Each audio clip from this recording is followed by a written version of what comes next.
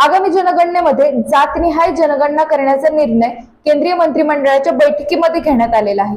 1931 नंतर देशात पहिल्यांदाच जातनिहाय जनगणना होणार आहे। देशात दर 10 वर्षांनी एकदा जनगणना केली जाते, ज्यामुळे देशाची एकूण लोकसंख्या किती आहे, कोणता घटक अद्याप वंचित आहे, कोणत्या घटकाला किती हिस्सा मिळायला हवा, या सर्व गोष्टींची माहिती मिळते, ज्यामुळे सरकारला विकास योजना तयार करण्यास मदत मिळते। हे तर आपल्याला माहितच आहे, पण यापुढे जातनिहाय जनगणना होणार आहे। पण ही जातनिहाय जनगणना म्हणजे काय, हा प्रश्न तुम्हाला देखील पडला असेल। चला तर मग जाणून घेऊयात की जातनिहाय जनगणना म्हणजे काय, काय आहे त्याचं महत्त्व। नमस्कार, तुम्ही पाहत आहात स्पीकर सुरभी। देशात जातनिहाय जनगणना करण्याची मागणी अनेक दशक जुनी आहे। जातीच्या आधारावर सरकारी नोकऱ्यांमध्ये आरक्षण देणं तसंच गरजवंतांना सरकारी योजनांचा लाभ पोहोचवणं हा याचा मुख्य उद्देश असतो। अर्थात याला राजकीय पद्धत देखील आहे। एखाद्या भागात किती लोक आहेत याची मोजणी करणं म्हणजे जनगणना करणं। देशात दर 10 वर्षांनी एकदा जनगणना केली जाते। त्यामध्ये आपण लोकसंख्या, शिक्षण, लिंग, वय यासारखी माहिती गोळा करतो। इंग्लिश मध्ये याला सेन्सस असं म्हणतात। आणि जातनिहाय जनगणना म्हणजे कास्ट सेन्सस। जातनिहाय जनगणनेमध्ये केवळ शिरगणती न होता कोणत्या जातीचे किती नागरिक आहेत, त्यांचे सामाजिक आर्थिक स्तर काय आहेत याची देखील माहिती मिळते।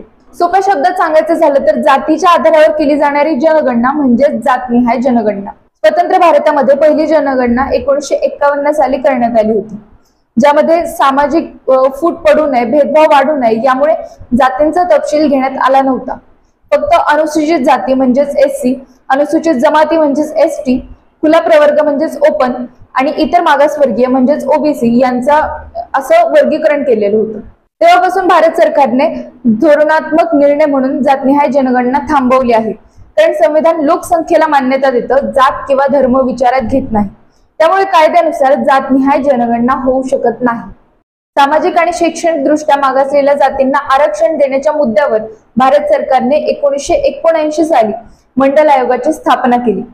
मंडल आयोगाने इतर मागासवर्गीयांना आरक्षण देण्याची शिफारस केली होती, परंतु ही शिफारस फक्त 1990 मध्येच लागू होऊ शकली। त्यानंतर खुल्या वर्गातील विद्यार्थ्यांनी तीव्र निदर्शनं दाखवली। जातीय जनगणनेचा विषय आरक्षणाशी जोडला गेल्याने राजकीय पक्षांनी वेळोवेळी मागणी लावून धरण्यास सुरुवात केली।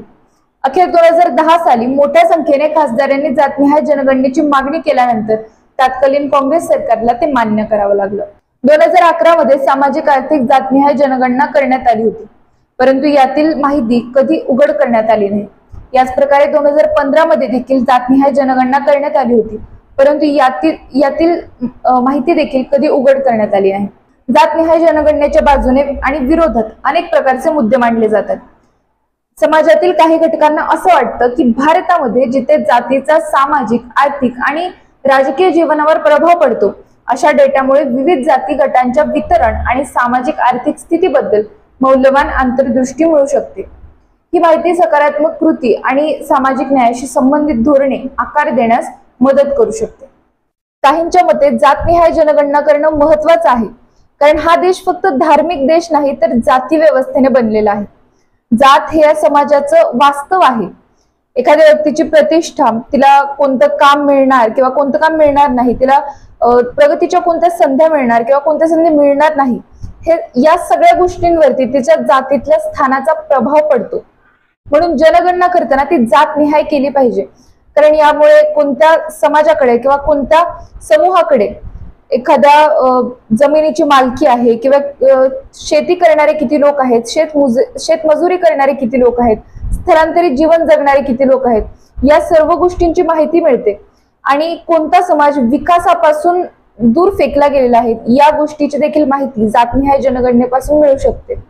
तसेच जातनिहाय जनगणना करताना ती लिंगाधारित केली पाहिजे, कारण यातून स्त्री पुरुषांचं नेमकं प्रमाण काय, त्यांची संख्या काय हे कळेल।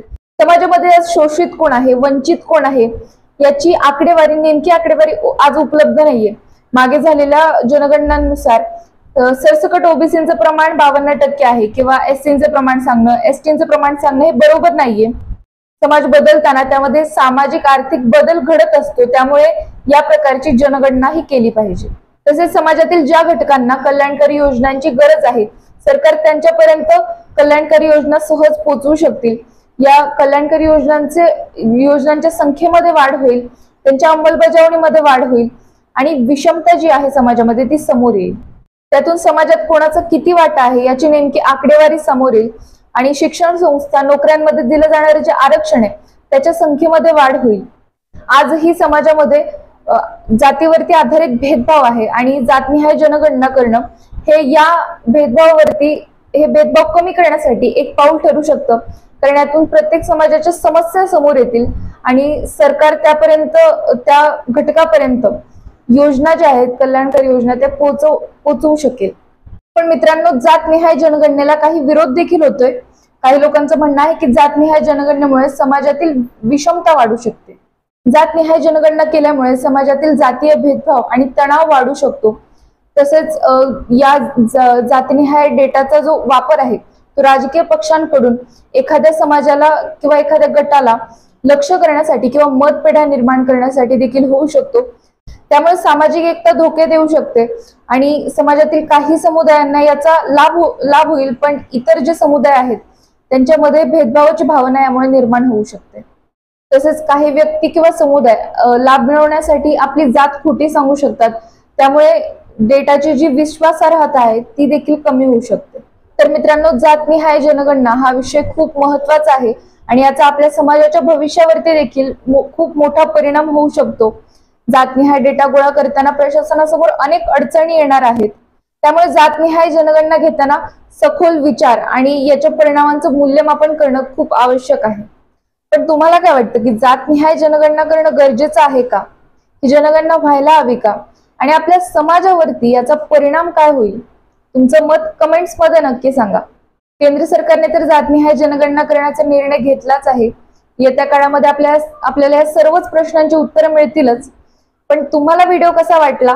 जर व्हिडिओ आवडला असेल तर लाईक करा, जास्तीत जास्त लोकांपर्यंत शेअर करा, कमेंट बॉक्स मध्ये नक्की कळवा की तुम्हाला व्हिडिओ कसा वाटला आणि चॅनलला सबस्क्राईब करायला विसरू नका। धन्यवाद, भेटूया पुढच्या व्हिडिओमध्ये।